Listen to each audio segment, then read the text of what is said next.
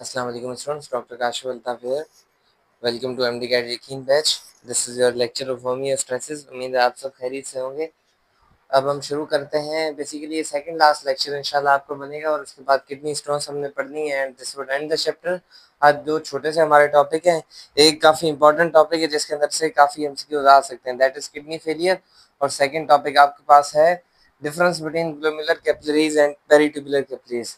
अगर आपने मेरे पिछले लेक्चर को गौर से सुना हो तो मैंने एक चीज़ बताई थी कि ग्लोमेरुलस के आसपास बेसिकली जो एफेरेंट होती है ना कैपिलरी, वो क्या करती है, ग्लोमेरुलर के अंदर ब्लड लेके आती है। फिर उसके बाद होती है एफेरेंट कैपिलरी, वो क्या करती है, ब्लड वापस लेके जाती है। तो वो एफेरेंट कैपिलरी बेसिकली और सारे कैपिलरीज में डिवाइड होती है ग्लोमेरुलर से निकलने के बाद, और वो नेफ्रॉन को सराउंड करते हैं, उसको हम बोलते हैं पेरिट्यूबुलर कैपिलरी। अब हम सबसे पहले किडनी फेलियर डिस्कस करेंगे, उसके बाद इसको हम रिमूव करेंगे और उसके बाद हम ग्लोमेरुलर कैपिलरीज के ऊपर आ जाएंगे किडनी फेलियर। अब किडनी फेलियर से आपको क्या समझ आता है, सबसे पहले हम आ जाते हैं इस चीज के ऊपर, ठीक है ना। किडनी फेलियर यानी किडनी आपको पता है ऑर्गन है बीन शेप्ड। फेलियर यानी फेल हो जाना। फेलियर क्या होता है, general term for decline in kidney function और एफिशिएंसी ऑफ फिल्टरिंग प्रोसेस। यानी किडनी का जो फंक्शन है ना उसके अंदर डिक्लाइन आ जाना। जैसे फॉर एग्जांपल एक बाइक होती है, वो ज्यादा टाइम चले तो उसकी स्पीड कम हो जाती है ना, इसी तरह किडनी का फंक्शन कम हो जाएगा, उसकी बेसिकली जो फिल्ट्रेशन एफिशिएंसी है वो कम हो जाएगी, मतलब वो कम ब्लड फिल्टर करेगी। बिल्कुल आसान इसको कर लेते हैं हम।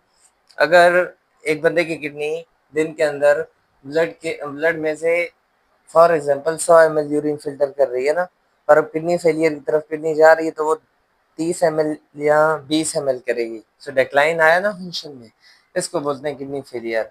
अब इसकी दो टाइप्स होती हैं, acute renal failure, chronic renal failure. अब इन दोनों को समझते हैं। एक्यूट रेनल फेलियर आपके पास होता है कि अचानक किडनी फेल हो जाए, सडन। और क्रोनिक रेनियल फेलियर होता है कि किसी अंडरलाइंग डिजीज की वजह से आहिस्ता आहिस्ता, जैसे स्लो डेथ नहीं होती उस तरह से किडनी, मतलब उसकी एफिशिएंसी कम हो जाती है आहिस्ता आहिस्ता आहिस्ता, और आखिर में जाके किडनी फेल हो जाएगी। जबकि जो एक्यूट रेनल फेलियर होता है जैसे सडन, सबसे पहले ये इंपॉर्टेंट है, इसके अंदर से कंपैरेटिव एमसीक्यूज आ सकते हैं। दिस इज सडन और दिस इज स्लो। पता होता है कि भाई क्रोनिक होगा आहिस्ता आहिस्ता। इसके अंदर ऑप्शन होता है ट्रीटेबल है, मतलब इसको हम रिवर्स कर सकते हैं, ये इरिवर्सिबल होता है। इसके अंदर ऑप्शन होता है किडनी ट्रांसप्लांट, ये भी हम लिख सकते हैं। Acute renal failure is reversible, ये क्या है, इरिवर्सिबल। किडनी ट्रांसप्लांट, इसके अंदर किडनी ट्रांसप्लांट लास्ट ऑप्शन होता है, केटी किडनी ट्रांसप्लांट लास्ट ऑप्शन होता है। अब बेसिकली जो एमसीक्यू आपके आएंगे वो आएंगे कॉजेज में से, वो कॉज दे देंगे, बोलेंगे विच of the following cause is of acute renal failure. नीचे उन्होंने 3 कॉज इधर से दिए होंगे, एक इधर से दिया होगा। तो जो जिस बंदे ने लेक्चर सुना होगा उसको पता होगा कि फलां कॉज एक्यूट का है और फलां कॉज क्रॉनिक का है। जहाँ ये बेसिकली कॉज ओवरलैप भी करते हैं, बिकॉज ये नहीं होता कि क्रॉनिक हो जाए, अगर पीछे कोई अंडरलाइन कॉज होगा तो उस वजह से ही क्रॉनिक रेनल फेलियर होता है। तो जैसे यहाँ पे डायबिटीज मेलाइटस लिखा है ना, डायबिटिक नेफ्रोपैथी, तो ये आपस में बेसिकली ओवरलैप करते हैं। तो ऐसे भी आ सकता है कि which of the following are the overlapping causes of acute and chronic renal failure. तो उसका ये भी हो सकता है, डायबिटीज मेलाइटस ऑप्शन भी हो सकता है, डायबिटिक नेफ्रोपैथी भी हो सकता है, या बोथ ए एंड बी भी हो सकता है। अब हम डिस्कस करते हैं सबसे पहले एक्यूट रेनल फेलियर क्या होता है। सडन होता है ना, अचानक। पहला कॉज, क्यों फेल होगी किडनी, इसको अपने गौर से समझना है, ये इंपॉर्टेंट टॉपिक है, मैं आपको बता रहा हूँ, इसके अंदर से एमसीक्यूज आते हैं। हेमरेज ड्यू टू ट्रॉमा, ठीक है। किडनी अचानक क्यों फेल होगी, पहला reason haemorrhage due to trauma. Haemorrhage क्या होता है, कोई बिल्कुल आसान जबानों में इस्तेमाल करते हैं, कोई खून की नाली या खून की नस फट जाए ना, कोई ब्लड वेसल क्या हो जाए, रप्चर हो जाए, तो उस वजह से क्या होगा, किडनी को देखें सबसे ज्यादा ब्लड चाहिए होता है ना, क्योंकि वहाँ पे बीपी सबसे ज्यादा हाई, और जहाँ पे भी आपको पता है ब्लड प्रेशर हाई होता है वहाँ पे ब्लड ज्यादा फ्लो करता है और ब्लड फिल्टर करना है किडनी में। तो जब ट्रॉमा हो जाएगा तो ब्लड लॉस होना शुरू होगा, जब ब्लड लॉस होना शुरू होगा तो ग्लोमेरुलस के अंदर, उसकी कैपिलरीज के अंदर फिल्ट्रेशन के लिए कम ब्लड जाएगा, उस वजह से किडनी फेल हो जाएगी। बिकॉज किडनी को तो सबसे ज्यादा ब्लड चाहिए। अब ट्रॉमा हो गया, ब्लड लॉस हो रहा है, किडनी तक ब्लड पहुंच ही नहीं रहा, तो किडनी फेल हो जाती है। पहला रीजन आपको समझ आ गया होगा, ठीक है। मैं इसके अंदर बेसिकली एमबीबीएस लेवल के ऊपर आपको नहीं समझा रहा, ऊपर ऊपर से बता रहा हूँ, बिकॉज वो आपके काम का भी नहीं है। और दूसरा दैट इज एक्स्ट्रा नॉलेज। आपको तो एमडीकैट में एमसीक्यू सॉल्व करना है ना, पहले आपने एमडीकैट क्लियर करना है, फिर जब आप एमबीबीएस में आएंगे तो then you can get extra knowledge, ठीक है। अब ये इंपॉर्टेंट रीजन, इनको आपने समझना है, इनके पीछे लॉजिक चाहिए। वॉमिटिंग, डायलिसिस और डायरिया। किडनी एक चीज मेंटेन करती है, वो क्या है? वो है एसिड बेस बैलेंस, ठीक है। वो कैसे? अब आप सोच रहे हैं, मैंने एक चीज आपको बताई थी रेनल सेल्स के बारे में ना, पेरिट्यूबुलर रेनल सेल्स। वो क्या करते हैं? हाइड्रोजन आयन सिक्रीट करते हैं यूरिन के अंदर या अमोनिया आयन। उस वजह से क्या होता है, यूरिन का पीएच मेंटेन रहता है ना। और मैंने बताया था यूरिन फिल्ट्रेशन करके ब्लड का पीएच भी एग्जैक्टली 7.4 पे मेंटेन रखती है। और हमने एक सेपरेट लेक्चर भी रिकॉर्ड किया था इसके ऊपर के osmo regulatory and thermo regulation of kidney ना, दोनों चीजें करती है किडनी। तो ये है 7.4 के ऊपर मेंटेन करके रखती है ब्लड को। अब क्या होगा? वॉमिटिंग हो रही है, आपके स्टमक के अंदर कौन सा एसिड होता है? HCl। अब HCl तो लॉस होना शुरू हो जाएगा। जब HCl लॉस होगा तो जब HCl लॉस होगा तो बॉडी के अंदर से एसिड लूज हो गया। जब एसिड लूज हुआ तो क्या होगा? एसिडोसिस हो जाएगी। मतलब क्या हुआ? पीएच ऊपर चढ़ेगा ब्लड का, 7.4 से ज्यादा होगा। मेन चीज ये है। अब देखें, 7.4 पे था, आपने वॉमिटिंग की, ठीक है, स्टमक में से जो कुछ था बाहर आया ना, HCl क्या हो गया? लूज, कम हो गया, तो ब्लड का पीएच ऊपर चला जाएगा। बेस ज्यादा हो गया ना, उस वजह से किडनी फेल हो जाएगी। बिकॉज किडनी का काम है acidosis maintain, sorry, acid base balance maintain करना है या पीएच मेंटेन करना, तो वो मेंटेन नहीं हो रहा है। किडनी को ज्यादा एसिड चाहिए ना मेंटेन करने की, तो वो ज्यादा एसिड कहाँ से लाए? फेल हो जाएगी किडनी। जब भी देखें किडनी, मैं आपको ये इस तरह से समझाता हूँ। एक मोटरसाइकिल होती है ना, CD70 है आपके पास, ठीक है, हमने ले लिया 18 मॉडल CD70, चले 24 मॉडल ले लेते हैं। अब इसकी मैक्स स्पीड है 80, ठीक है, आप इसको जबरदस्ती कोशिश कर रहे हैं कि मैं इसको 80 से ज्यादा भगाऊं ना, किसी तरह भी, मतलब आपने कुछ भी किया मगर आप इस 80 से ऊपर लेके जा रहे हैं। आप 30 मिनट चलाएंगे, 40 मिनट चलाएंगे, क्या होता है आखिर में? गाड़ी का इंजन फेल हो जाता है।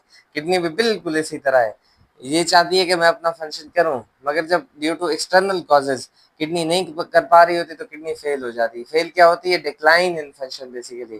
फिर वो फंक्शन उतना नहीं कर पा रही होती जितना किडनी को करना पड़ता है। किडनी का फेल नहीं है, नहीं बिल्कुल चलेगी नहीं। किडनी फेलियर का मतलब ये नहीं होता वो लास्ट स्टेज होती है।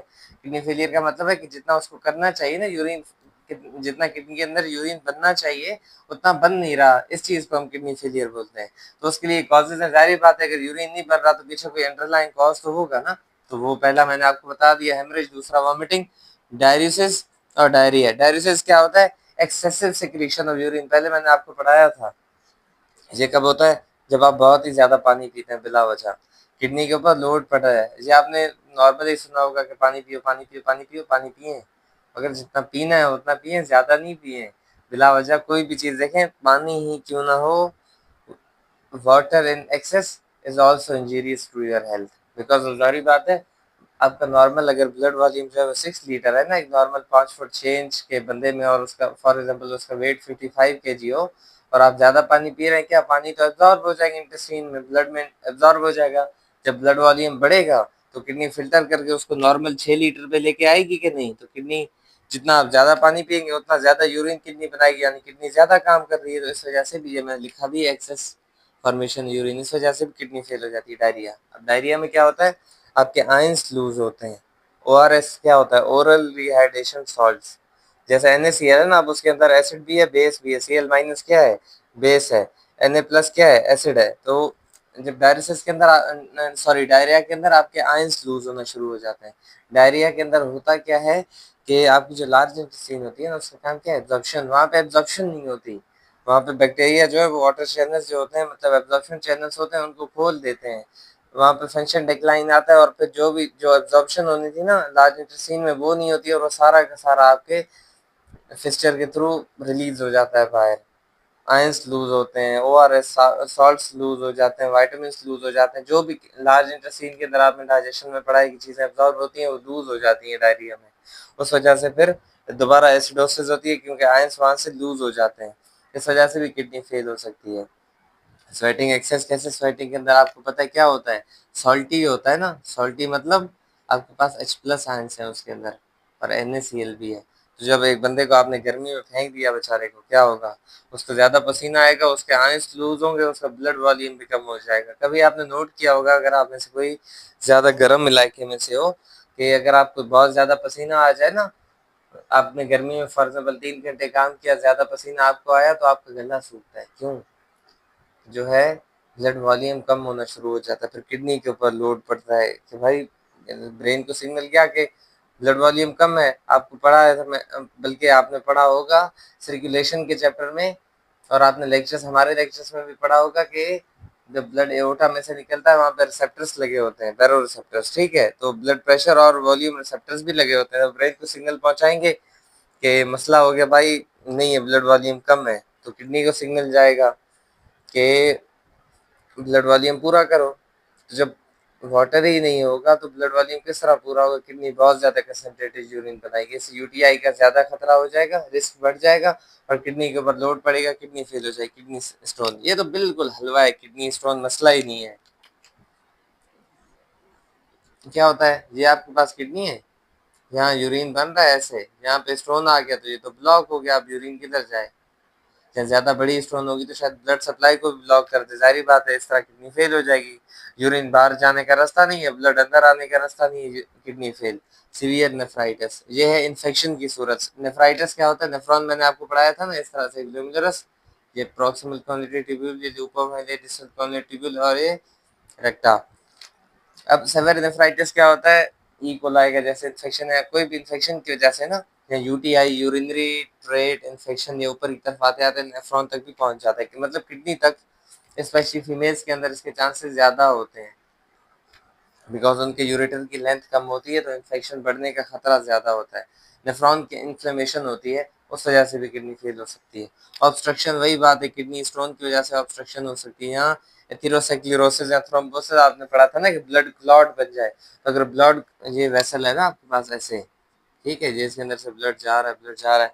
अब ब्लड की क्लॉटिंग आपने क्या मतलब समझे ना, क्लॉट बन जाना ब्लड के, ये अगर इधर क्लॉट बन गया और ये आते आते किडनी के ऊपर आ गया इधर, तो ये भी ब्लड फ्लो को रोकेगा और यूरिन फॉर्मेशन को भी मतलब इफेक्ट करेगा। तो इसको बोलते हैं ऑब्स्ट्रक्शन। ऑब्स्ट्रक्शन मतलब रोकना किसी चीज को, तो उस वजह से हो सकता है। अब ये डायबिटिक नेफ्रोपैथी और ये डायबिटीज मेलाइटस, ये ओवरलैपिंग कॉज है, मतलब दोनों के अंदर शामिल है। इसको हम लास्ट में डिस्कस करेंगे। तो ये आपको एक्यूट रीनल फेलियर समझ आ गया होगा। अब हम आ जाते हैं क्रोनिक रेनल फेलियर पे, ठीक है। इजी सा है, bacterial infection of the pelvis and surrounding tissue, मैंने आपको बताया था ओवरलैपिंग कॉज है नेफ्राइटिस। इन्फेक्शन होगा आपका पेल्विस का, यूटीआई होगा तो क्रोनिक रेनल फेलियर। अब इसमें फर्क क्या है? ये आराम आराम से होता है, आहिस्ता आहिस्ता, जैसे बूढ़े बंदे होते हैं ना, एक डिजीज है, लीवर कैंसर हो गया किसी को, या कोई भी मतलब आप कॉज कह लें, तो आहिस्ता आहिस्ता प्रोग्रेस करता है और फिर लास्ट स्टेज पे आके बंदे की मौत हो जाती है, अगर आप जो है किडनी ट्रांसप्लांट ना करें तो। तो बैक्टीरियल इन्फेक्शन आपको पता है ना, बंदा बीमार होगा आहिस्ता आहिस्ता, पहले तो नॉर्मल होगा, डिक्लाइन इन किडनी फंक्शन आएगा, पहले 10% डिक्लाइन आया, 20% आया, 30% आया, जब ज्यादा डिक्लाइन आएगा तो मसला बनेगा। फिर बंदे को अस्पताल लेके जाएंगे, वहां पे तो वो बोलेंगे कि जी ज्यादा डैमेज हो चुका है किडनी को, बिकॉज आप पहले नहीं आए, पहले पता भी नहीं चलता, इस तरह से। उसके बाद सराउंडिंग टिश्यू नेफ्राइटिस, मैंने आपको पहले बताया सेवियर नेफ्राइटिस, ओवरलैपिंग कॉजेस है।